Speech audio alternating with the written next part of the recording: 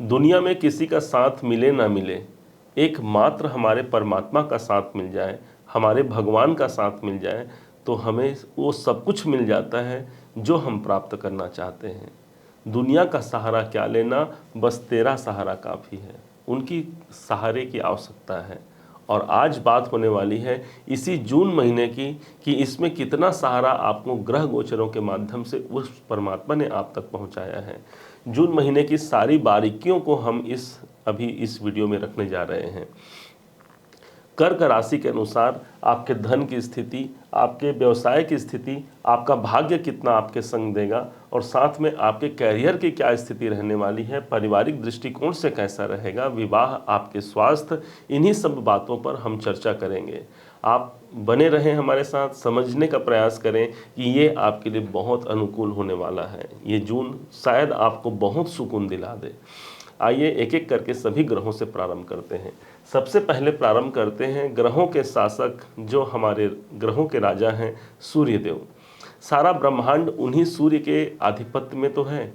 आप और हम भी उन्हीं सूर्य से ऊर्जा लेकर के ये सारा जगत भी चलता है और आप और हम भी चलते हैं। यही सूर्यदेव आपके इस अभी गोचर कुंडली के अनुसार आपके एकादश में ये गोचर कर रहे हैं। कब तक रहेंगे? तो 15 जून तक रहेंगे। जून का महीना है, जून में 15 जून तक ये यहीं पर स्थापित रहेंगे। मतलब आपके इनकम के भाव पर सूर्यदेव रहेंगे। 15 जून तक का समय सारे उन इच्छाओं की पूर्ति करने के लिए आपके जीवन में आया हुआ है, जिस इच्छाओं की पूर्ति के लिए आप वास्तव में हकदार हैं। कारण आप इतना समझिएगा, ये सूर्य आपके चंद्रमा के मित्र हैं और आपके धन भाव के स्वामी हैं। इससे अच्छा कॉम्बिनेशन नहीं हो सकता। धन भाव के स्वामी का लाभ भाव में जाना सिर्फ और सिर्फ धन लाभ की स्थिति को ये सबसे ज़्यादा उजागर करता है। जन्म पत्रिका में भी यदि स्थिति सूर्य की अच्छी हो तो इस टाइम पर 15 जून तक कोई अच्छे खासे पैसे प्राप्त होने की संभावना बन सकती है, या कहीं पर पैसे कहीं पर फंसे हुए हैं, उन पैसों की रिकवरी मिलने के लिए इसे सर्वाधिक उपयुक्त समय माना जाएगा। सूर्य का यह गोचर आपके लिए बहुत अनुकूल है। यही वो स्थान है जो आपकी इच्छाओं की पूर्ति की बात करता है। तो जो भी हमारे अंदर जो हमारे डिज़ायर्स हैं, हमारी इच्छाएं हैं, उन इच्छाओं को हमारे सूर्यदेव कैसे पूर्ण नहीं करेंगे, क्योंकि ये हमारे द्वितीय सूर्य, यही वो स्थान है जो आपके कुटुंब का भी है। तो कुटुंब के भाव के स्वामी सूर्यदेव होने के कारण आपके कुटुंब संबंधी जो इच्छाएं हैं वो भी पूर्ति होने की संभावना काफ़ी हद तक बढ़ जाती है। 15 जून तक का वो समय है। तो इसलिए अपने परिवार में, कुटुंब में कोई आप एक नयापन लाना चाहते हैं, कोई मांगलिक कार्य करना चाहते हैं, विवाह हुआ, जन्मोत्सव हुआ, या कुछ अन्य किसी भी प्रकार से मांगलिक कृत्य करना चाहते हैं, उन सबके लिए ये समय सर्वाधिक उपयुक्त माना जाएगा। परंतु जैसे ही 15 जून से ही यही सूर्यदेव 15 जून का ही वो डेट होगा कि उसी दिन ये अपना गोचर परिवर्तन कर लेंगे आपके द्वादश भाव पर। तो अब क्या होगा? अभी तो ये लाभ भाव पर थे भाई, लेकिन अब द्वादश भाव पर चले गए हैं। द्वादश भाव है हमारे खर्चों का, हमारे हानि का, हमारे निवेशों का। तो यहाँ पर कोई बहुत बड़ा आपको रिस्क लेने की आवश्यकता नहीं है। किस मामले में? आर्थिक मामलों में। धन भाव के स्वामी जब द्वादश भाव में जाएंगे तो धन खर्च की अधिकता करा सकते हैं। हो सकता है कोई बहुत आपने पहले से सोचा रहा हो कि हमें ये कार्य करना है और उस कार्य के ऊपर हमें धन खर्च करना हो, परंतु यहाँ पर सूर्य जब जाएंगे तो आपके धन खर्च की अधिकता कराने के साथ साथ आपके निवेशों को भी यहाँ पर बढ़ावा देंगे। तो इसलिए अपने पास हमको ज़्यादा धन नहीं रखना है। अगर हमारे जेब में पैसे अधिक रहें, यदि हमारे वॉलेट में पैसे अधिक रहें, तो भाई वो तो स्वाभाविक सी बात है, क्योंकि आप तो वैसे भी चंद्रमा के अधीनस्थ आते हैं। कर्क लगन, कर्क राशि के जो लोग होते हैं, तो कर्क राशि में चंद्रमा का प्रभाव माना गया है।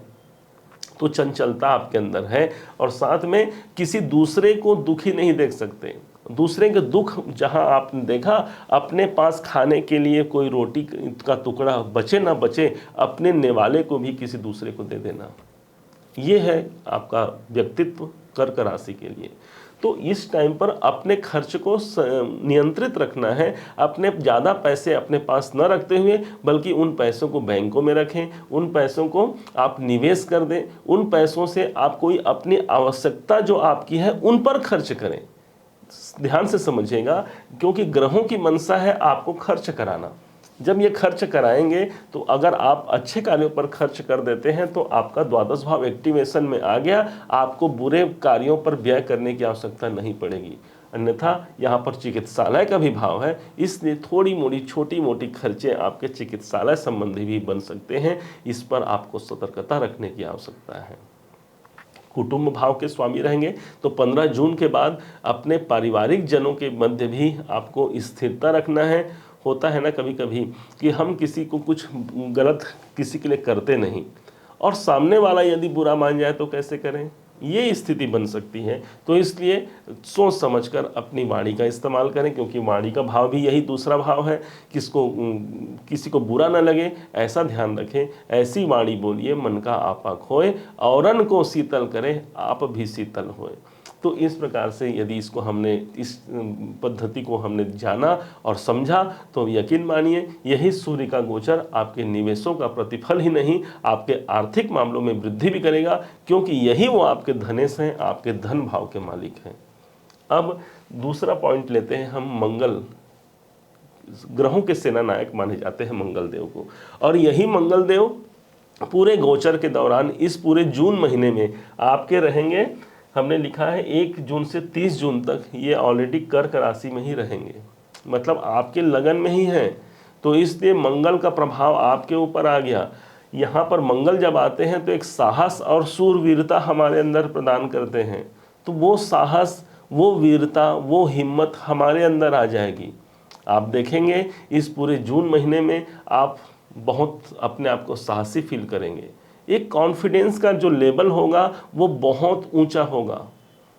हम किसी कार्य को करने के लिए बहुत ज़्यादा कॉन्फिडेंस अपने अंदर रखेंगे और उस कार्य को पूर्ति करने के लिए सारा का सारा अपना प्रयास झोंक देंगे। अंततः हमें सफलता भी प्राप्त होगी। मंगल जैसा ग्रह भूलना नहीं है। यही मंगल आपके पंचमेश हैं।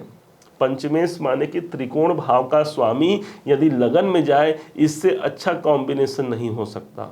आपके उन सारे इच्छाओं को, क्योंकि पंचम भाव हमारी इच्छाएं हैं, पंचम भाव वो स्थान है जहां पर हमारी बुद्धिमत्ता की परीक्षण होती है। कोई लोग आपकी बुद्धि की परीक्षा भी ले सकते हैं। निर्णय क्षमता यहाँ पर आपकी कुशाग्र हो सकती है, अच्छी हो सकती है। तीक्ष्ण बुद्धि का समन्वय रखते हुए आप इस टाइम पर एक अच्छा खासा जून के महीने में कोई एक बड़ा निर्णय आपका हो सकता है।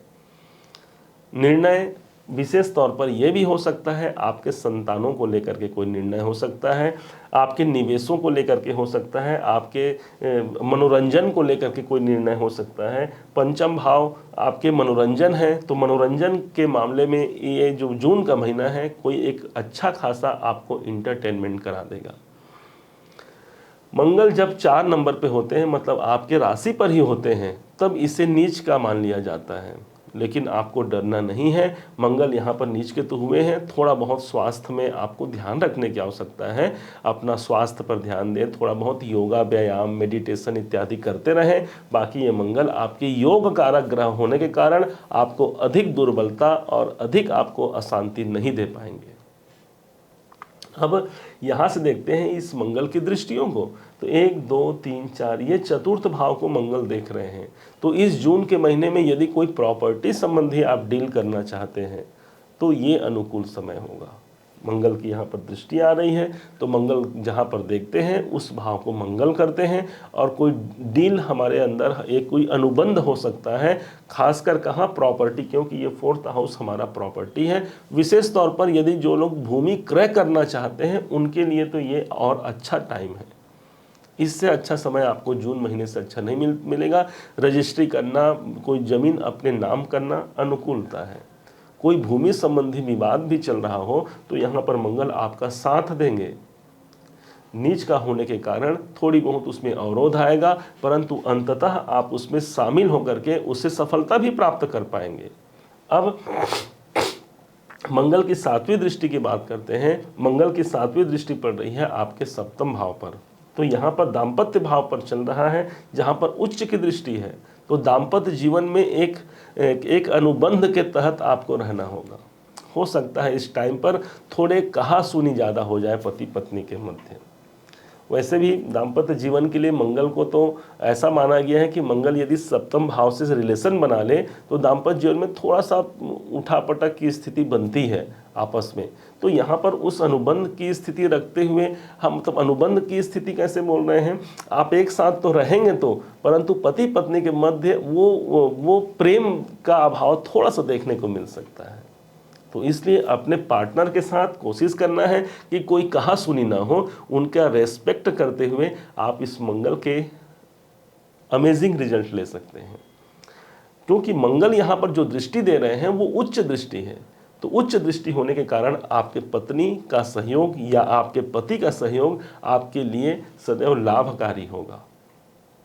अब उस ग्रह की बात करते हैं जो है मरकरी, बुध, आपके लगन के जो द्वादश भाव के स्वामी हैं, कर्क राशि से ठीक द्वादश भाव के स्वामी हैं, और साथ में ये आपके पराक्रम भाव के स्वामी हैं। ये बुध कहाँ पर है, तो ये बुध अभी गोचर के दौरान आपके दसम भाव पर है। 1 जून से 6 जून का समय कार्यों में बाधा कारक रहेगा, क्योंकि 1 से 6 जून तक ये मेष राशि में रहेंगे, मतलब कर्क राशि से ठीक 10वें भाव पर। तो इस समय कार्य में कोई बहुत बड़ा प्रोग्रेस देखने को नहीं मिल सकता। हो सकता है हमारे कार्य में किसी के कारण द्वारा हमें अड़चने अटका दिया जाए। हमने कार्य तो बड़े अपने मेहनत से किया है, बड़े लगन से किया है, परंतु कोई आकर के हमारे कार्य को अवरोध लगा दे।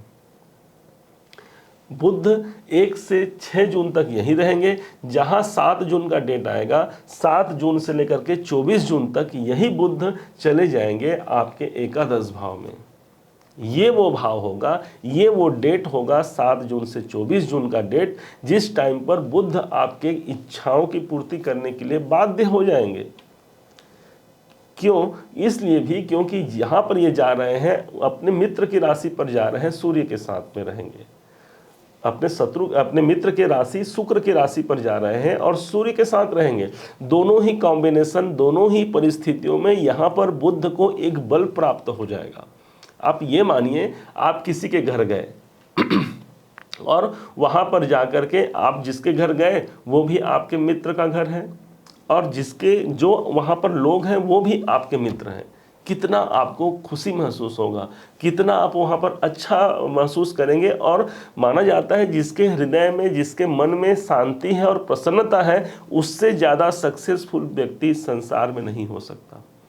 और शायद ऐसा ही स्थिति आपके लिए 7 जून से 24 जून का जो डेट होगा, आपके सूर्य और बुध की युति होगी। बुधादित्य नाम का राजयोग बनाएगा। आपके इच्छाओं की पूर्ति कैसे नहीं होगी।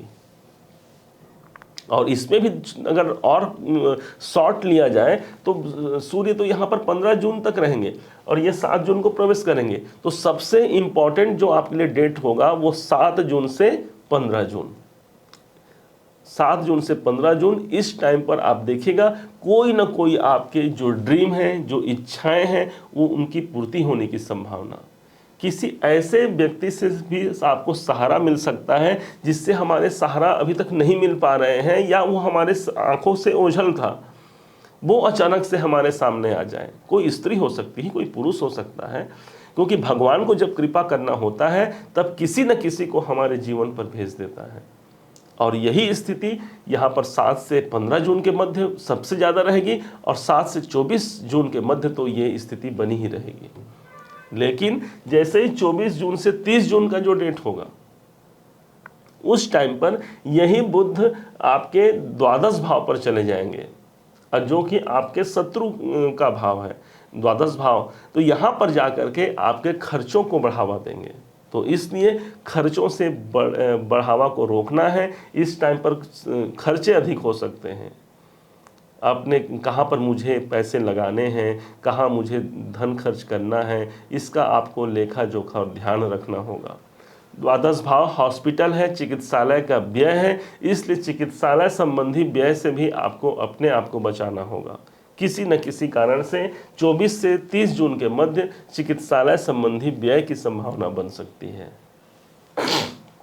अब इसके बाद हम देखते हैं उस ग्रह को जो हमारे सौर मंडल में सबसे बड़े ग्रह हैं, जिन्हें स्वयं देव गुरु बृहस्पति की उपाधि प्राप्त है, और यही गुरुदेव हमारे जीवन में दसम भाव पर हैं।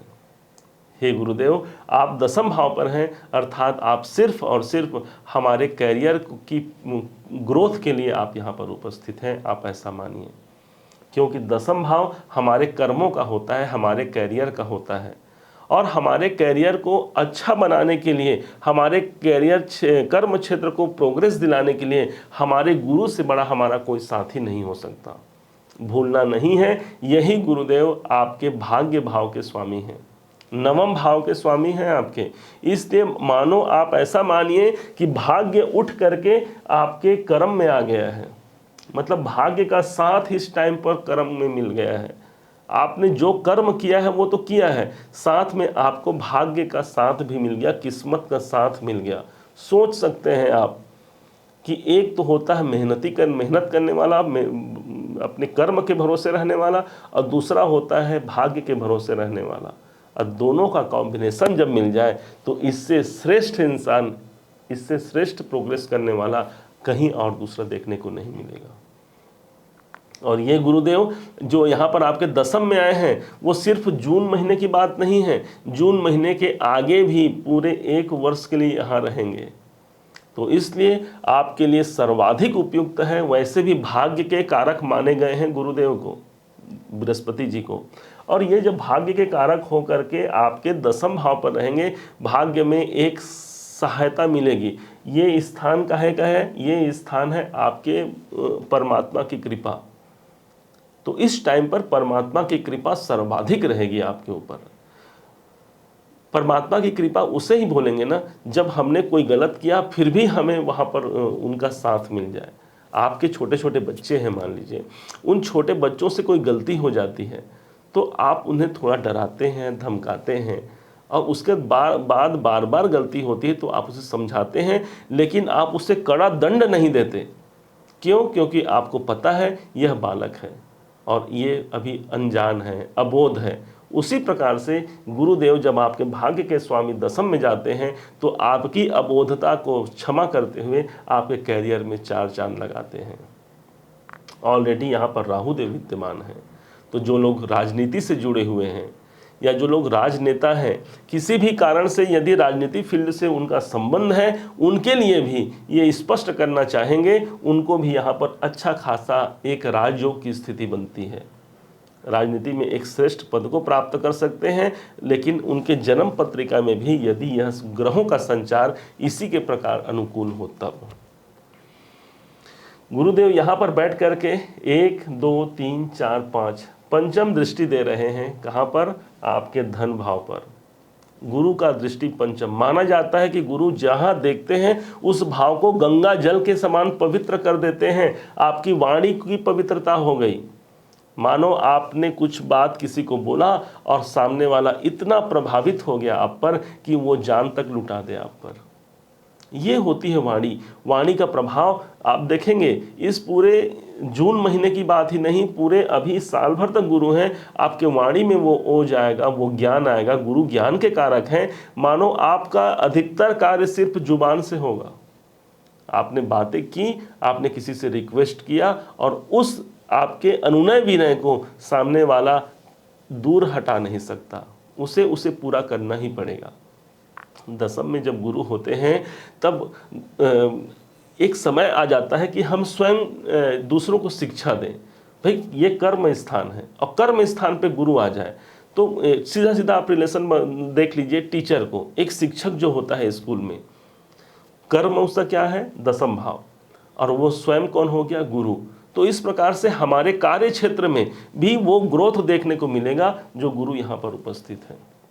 अब ये गुरु की आपकी दृष्टि चतुर्थ में आ रही है, चतुर्थ भाव में 7वीं दृष्टि है, फिर 8 9 9वीं दृष्टि आपके 6ठे भाव में है। जो लोग नौकरी इत्यादि में हैं, नौकरी में भी अच्छी खासी सफलता का संयोग यहाँ पर बनेगा। गुरु की दृष्टि जब होती है तो नौकरी में ऐसे ऐसे अवसर प्राप्त होते हैं कि सामने वाला व्यक्ति आपको सहर्ष स्वीकार कर ले। हो सकता है इसके पहले ऐसा संजोग न बनता हो, आपने नौकरी में अप्लाई किया है, जितने आप काबिल हैं उस काबिल के अनुसार आपको वो पद प्रतिष्ठा नहीं मिल पाया, तो यहाँ पर गुरुदेव अभी साल भर तक हैं, तो यहाँ पर आपको वो सब कुछ देखने को मिलेगा। इस जून के महीने में भी वो सब कुछ आपके लिए बहुत बली है।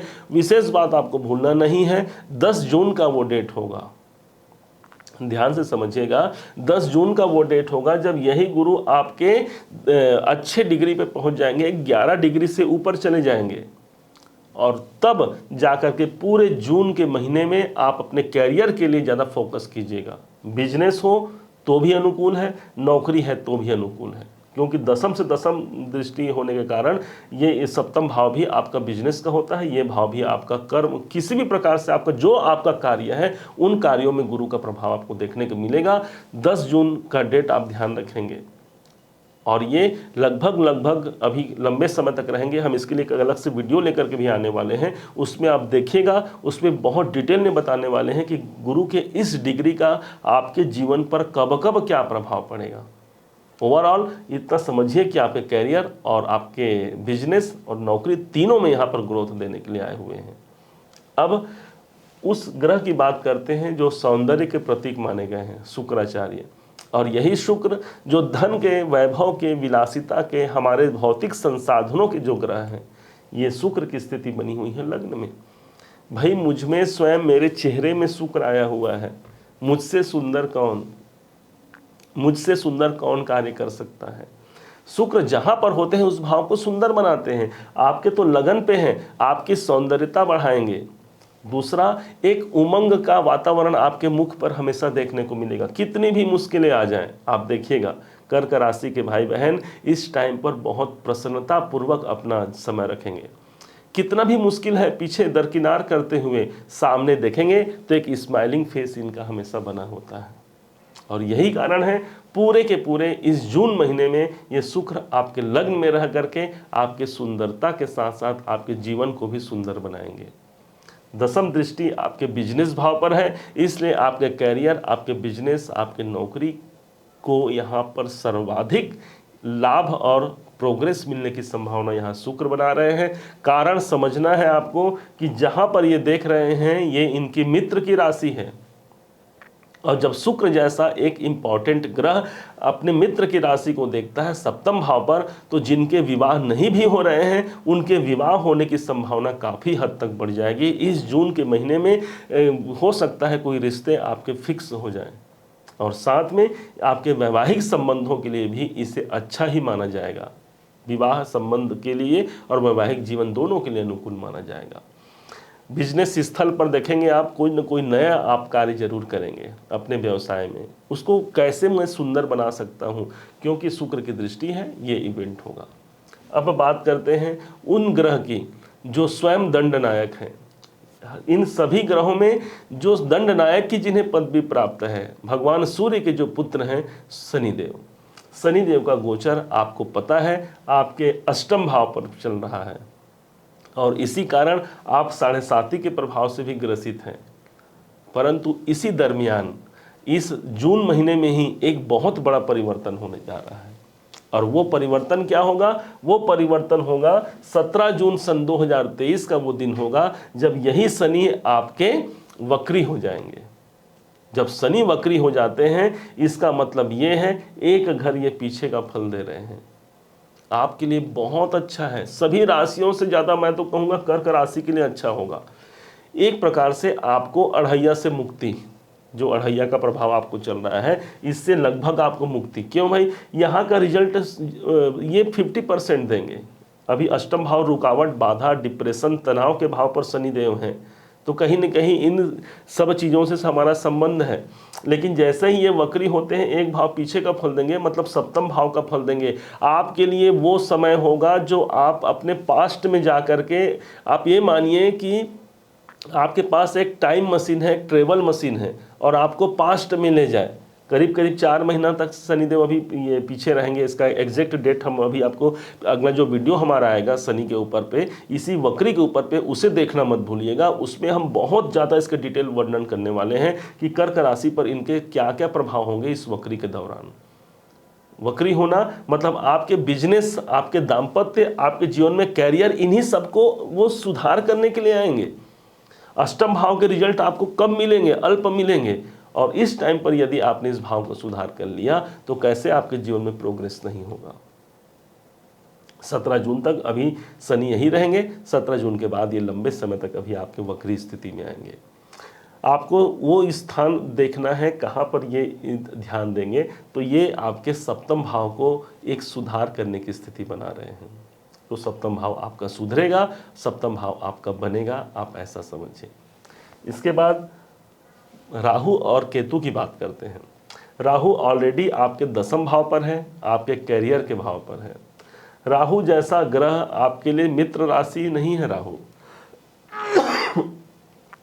आपके लिए मित्र तो नहीं है, परंतु आपके दसम भाव पर जरूर है। माना जाता है कि राहु अगर दसम भाव पर हो तो विदेशों से हमारे संबंध बनते हैं। तो आपके कैरियर में यदि आप विदेश से, अदर कंट्री से, अदर स्टेट से आप अपना बिजनेस या अपना कैरियर प्रोफाइल मैच करना चाहते हैं, वहाँ पर आप काम करना चाहते हैं, ये सारा आपके लिए अनुकूल होगा। ये राहु राजनीति के क्षेत्र में भी जो लोग जुड़े हुए हैं, एक अचानक से पद और प्रतिष्ठा, सम्मान देने का कार्य यहाँ पर राहु करते हैं। और केतु की बात करते हैं तो केतु आपके चतुर्थ में है, आपकी माता के स्थान पर केतु देव हैं। माता के स्वास्थ्य में थोड़ी नरमा गर्मी की संभावना यहाँ दिखती है। फिर भी केतु यहाँ शुक्र के घर पर है, अपने गुरुदेव के घर पर होने के कारण यहाँ पर केतु भी कोई बहुत ज़्यादा नेगेटिव रिजल्ट आपको नहीं देंगे।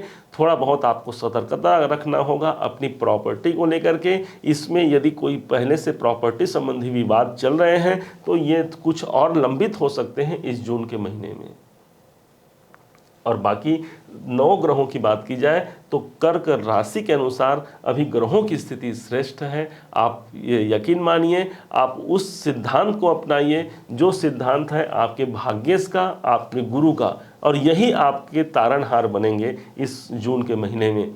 और जो शनिदेव अष्टम में है, ये आपके दूसरे तारणहार बनेंगे जो वक्री होकर के आपके केंद्र पर आ जाएंगे और फिर से वो सब कुछ अच्छा एक समय माहौल क्रिएट करेंगे जिसका आपने एक सपना देखा था। उम्मीद करता हूँ कि आप सबने मेरे इस प्रयास को अच्छा माना होगा। यदि आपको मेरा यह प्रयास समझाने का तरीका आप सबको यदि पसंद आए तो अपना लाइक और कमेंट करना मत भूलिएगा। आपके एक लाइक और कमेंट ही हमारी जान है, समझिए। बहुत हिम्मत मिलता है हमें भविष्य में और अच्छे कार्य करने के लिए।